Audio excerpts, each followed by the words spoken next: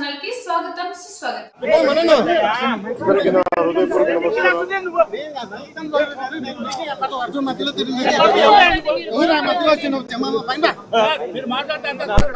Please please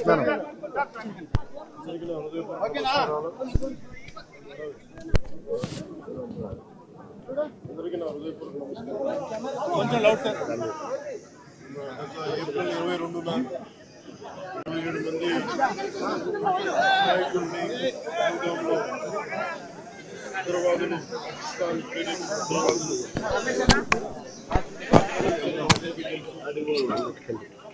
పర్యవసానం భారతదేశం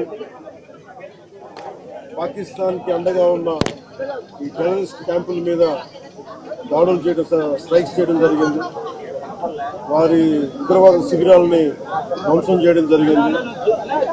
దానికి కంటిన్యూటీగా యాక్షన్ పాకిస్తాన్ కూడా మనకి కాల్పులు జరపడం, వీటి సరిహద్దుల్లో ముఖ్యంగా 5 రాష్ట్రాల్లో చాలా తీవ్ర చాలా ఉద్విగ్నతతో కూడిన పరిస్థితులు ఏర్పడ్డాయి.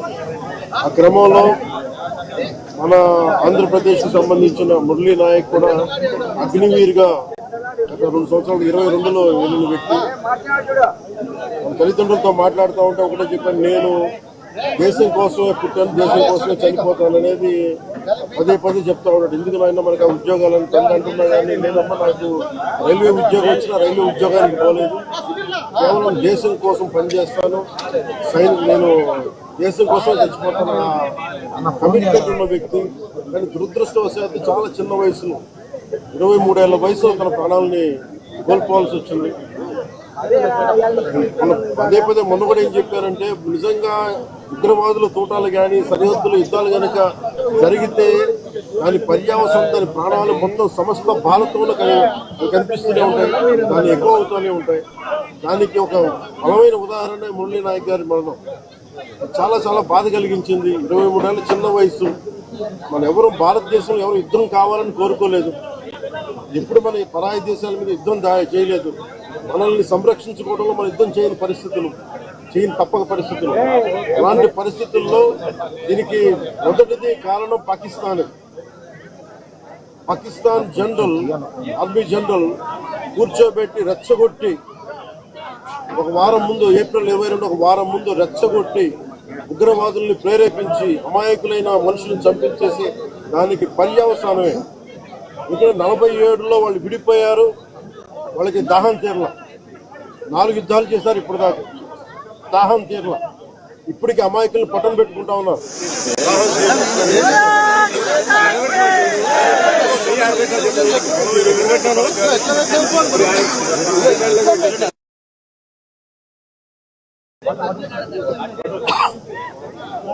నిన్న కూడా చూసాం, సీజ్ ఫైర్ అన్న తర్వాత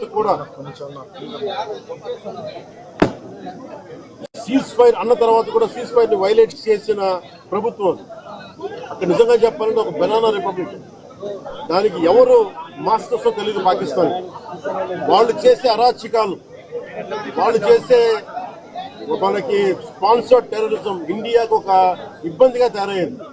ఇది మన బాంబే, ముంబై దాడులు కావచ్చు, కశ్మీర్ లో ఎథ్నిక్ క్లెన్సింగ్ కావచ్చు, ఇది ఒక రిపీటెడ్ మన కోయంబత్తూర్ దాడులు కావచ్చు, పేలుళ్లు కావచ్చు, జామా మస్జిద్ పేలుళ్లు కావచ్చు, లేదా గతంలో జరిగిన మనకి గోకుల్ చాట్ పేలుళ్లు కావచ్చు, లుంబిని పార్క్ పేలుళ్లు కావచ్చు, ఇవన్నీ కూడా ఎక్కడో చోట దీనికి ఒక ముగింపు పలకాలి, దీనికి ఒక బలమైన గుణపాఠం చెప్పాలనేది నరేంద్ర మోదీ గారి అందరికీ ప్రజలందరూ కోరుకున్నారు. ఆయన దీనికి ఇప్పుడే సోదరులు గౌరవ మంత్రి ఐటీ అండ్ ఎడ్యుకేషన్ మినిస్టర్ వారు అనౌన్స్ చేశారు. గౌరవ ముఖ్యమంత్రి చంద్రబాబు గారి తరఫున, అలాగే నరేంద్ర మోదీ గారి తరఫున ఇక్కడికి మంత్రివర్గం అందరం ఉన్నాం. ఇక్కడ అందరం కూర్చొని, మేము ముగ్గురం కూర్చొని ఇందాక గౌరవ ముఖ్యమంత్రి గారి సూచనల మేరకు ఇందాక సోదరులు మన లోకేష్ గారు చెప్పినట్టుగా దాదాపు 50 లక్షలు ఎక్స్గ్రేషియాని ప్రకటిస్తూ ఉన్నారు. అలాగే ఒక 5 ఎకరాల పొలం అని కూడా తెలియజేశారు. అలాగే 300 గజాలు ఇంటి స్థలం అని కూడా అనౌన్స్ చేశారు. అలాగే ప్రభుత్వంలో వాళ్ళకి ఎవరికైనా సరే వాళ్ళ నాన్నగారికి కానీ ఎవరికి కానీ ప్రభుత్వ ఉద్యోగం కూడా ఖచ్చితంగా ఇవ్వాలనేది క్యాబినెట్లో ముందు పెట్టి నిర్ణయం తీసుకుంటాం. ఇవన్నీ కాకుండా నేను అదనంగా వ్యక్తిగతంగా నేను కూర్చోబెట్టి ప్రస్తుతం వరకు 25 లక్షల రూపాయలు మరి కుటుంబానికి నా వ్యక్తిగతంగా నేను సాయం చేస్తానని తెలియజేసుకుని ఇది ఇలాంటి పరిస్థితులు రాకూడదని కోరుకుంటాం. కానీ దురదృష్టవశాత్తు ఇలాంటివి జరిగినాయి.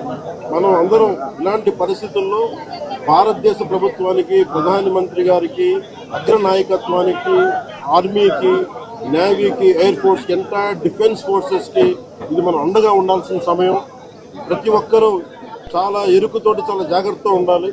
ఎవరు వాళ్ళు వేలాది మంది ఈ లష్కర్-ఏ-తోయిబా లేదా జైషే మహమ్మద్ తీవ్రవాదులందరూ కూడా వాళ్ళు భారతదేశం మీద రకరకాల దాడులు చేయడానికి ప్రయత్నం చేస్తా ఉన్నారు. సీజ్ ఫైర్ ని దయచేసి మనం ఎవరు నమ్మటం. సీజ్ ఫైర్ శాంతికి ఒప్పందం కాదు. వాళ్ళు ప్రత్యేక పరిస్థితుల్లో లొంగిపోయి ఇంక మా పాకిస్తాన్ బతకలేదు అని చెప్పి కాళ్ల బేరానికి వచ్చిన 3 గంటల్లోనే మళ్ళీ సీజ్ ఫైర్ ని వైలేట్ చేశారు. ఇది అందరూ కూడా గమనించాల్సిన విషయం. ఇలాంటి పరిస్థితుల్లో ఇలాంటి ఒప్పందాలు ఉండాలని కోరుతున్నాం. దాని తగ్గట్టుగా మనందరం దేశానికి, దేశ నాయకులకి, ఆర్మీకి, నేవీకి, ఎయిర్ ఫోర్స్ కి, ఎంటైర్ డిఫెన్స్ ఫోర్సెస్ కి మనం బలం ఇవ్వాల్సిన సమయం. అందుకని మేము అందరూ సహకారం కోరుకుంటూ సెలవు తీసుకున్నాం. మురళీ నాయక్ పవన్ కళ్యాణ్ గారి వీరాభిమాని. చిన్నప్పటి నుంచి వారిని కలవాలని తహతహలాడుతూ వచ్చారు. అటువంటిది ఇవాళ పవన్ కళ్యాణ్ గారిని ఇక్కడ రప్పించుకున్నారు. దురదృష్టకరమైన విషయం ఏంటంటే చాలా అది నేను ఇక్కడికి రాగానే నాకు చెప్పారు, చూసి చాలా బాధ అనిపించింది.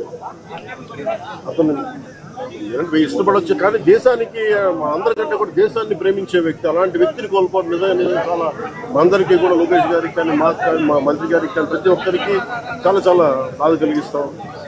వారి ఆత్మకి శాంతి చేకూరాలని, వారి కుటుంబ సభ్యులకి నా ప్రగాఢ సానుభూతిని తెలియజేయాలని, భగవంతుడు వారికి బలం ఇవ్వాలి. ఈ పుత్ర శోకానికి ఒకే ఒక్క కొడుకు, ఇంకెవ్వరు లేరు, ఒక్కటే ఒక కొడుకు. ఒక్క కొడుకుని కూడా చిన్న 23 ఏళ్ళు కూడా, 25 ఏళ్ళు కూడా లేదు, 23 ఏళ్ళ వయసులో చనిపోయారు దేశం కోసం. చాలా చాలా చాలా బాధగా ఉంది. వారి కుటుంబానికి అండగా ఉంటాను. దేశ సహాయం కాకుండా మా 3 పార్టీల నుంచి కూడా వారికి ఏ సహాయం కావాలో మా నాయకులు ఇప్పుడు అందుబాటులో ఉంటారు. మా గౌరవ మంత్రివర్గ సహచరులు ఉన్నారు, ఎమ్మెల్యేస్ ఉన్నారు, అన్ని పార్టీస్ అందరూ వారికి అండగా ఉంటామని తెలియజేస్తూ సెలవు. జై